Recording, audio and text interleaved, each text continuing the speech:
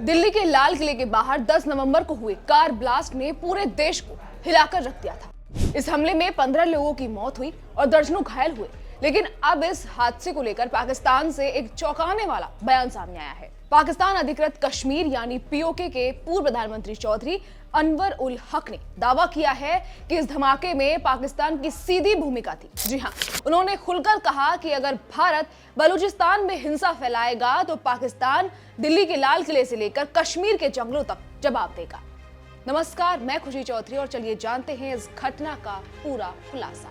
10 नवंबर को दिल्ली के लाल किले के पास जो कार ब्लास्ट हुआ वो बेहद साजिशपूर्ण और सुनियोजित हमला था। इस कार में अमोनियम नाइट्रेट आधारित विस्फोटक भरा गया था। धमाके की वजह से 15 लोगों की जान चली गई और 1 दर्जन से ज्यादा घायल हो गए। जांच में पता चला कि यह हमला केवल एक अकेली कोशिश नहीं थी, ये सीधे तौर पर जैश ए मोहम्मद के नेटवर्क द्वारा तैयार किए गए प्लान का हिस्सा था। जांच एजेंसियों के मुताबिक इस हमले को टेरर डॉक्टर सेल नाम के 10 लोगों के ग्रुप ने अंजाम दिया। और बता दें, इस समूह का नेतृत्व जम्मू कश्मीर के शोपिया के मौलवी इरफान अहमद कर रहे थे। इरफान के सीधे संबंध जैश ए मोहम्मद से जुड़े थे। इसके अलावा इस सेल ने हरियाणा के फरीदाबाद में अल फलाह मेडिकल कॉलेज के डॉक्टरों को भी अपने साथ जोड़ लिया था। आत्मघाती हमलावर डॉक्टर उमर मोहम्मद भी उसी कॉलेज से था। जांच अधिकारियों ने बताया कि इस सेल के बाकी सभी सदस्य अब तक गिरफ्तार कर लिए गए हैं और वे इस साजिश के सारे तार खोलने की कोशिश कर रहे हैं। अब सबसे दिलचस्प बात सुनिए। पीओके के पूर्व प्रधानमंत्री अनवर उल हक ने विधानसभा में बोलते हुए धमाका करने की सीधी जिम्मेदारी स्वीकार की है। उन्होंने कहा, अल्लाह के करम से हमने ये कर दिखाया है और हमारे बहादुर लोगों ने इसे अंजाम दिया। हालांकि पाकिस्तान सरकार ने इस दावे पर अब तक कोई आधिकारिक बयान जारी नहीं किया है। पाकिस्तान के रक्षा मंत्री ख्वाजा आसिफ ने कहा कि भारत के साथ पूरे पैमाने पर युद्ध की संभावना से इनकार नहीं किया जा सकता। वहीं पाकिस्तान ने अपनी सेना को फुल अलर्ट पर रखने की बात भी कही। भारत ने पाकिस्तान के इन दावों को सिरे से खारिज किया है।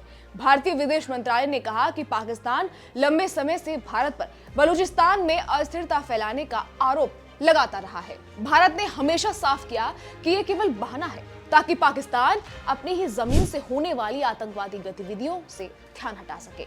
इस बीच भारतीय खुफिया एजेंसियों ने इस हमले की साजिश और नेटवर्क को उजागर किया।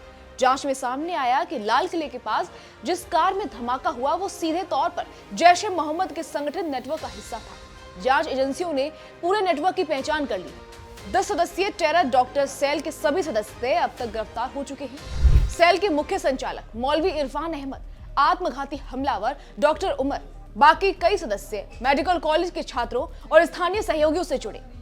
ये जांच बताती है कि कैसे छोटे छोटे आतंकवादी नेटवर्क मेडिकल कॉलेज और अन्य संस्थानों का दुरुपयोग करके बड़ी साजिशों को अंजाम दे सकते हैं। इस धमाके ने देश को सिर्फ झकझोरा ही नहीं बल्कि ये दिखा दिया कि आतंकवाद कितने एक सुप्त और संगठित तरीके से काम करता है।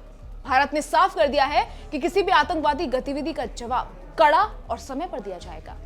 जांच पूरी होने के बाद और आतंकवादियों के नेटवर्क को पूरी तरह खत्म करने के बाद ही ये कहा जा सकेगा कि लाल किले का ये हमला पूरी तरह कंट्रोल हो गया है। इस घटना ने अंतर्राष्ट्रीय स्तर पर भी भारत पाकिस्तान के बीच बढ़ते तनाव को और बढ़ा दिया है।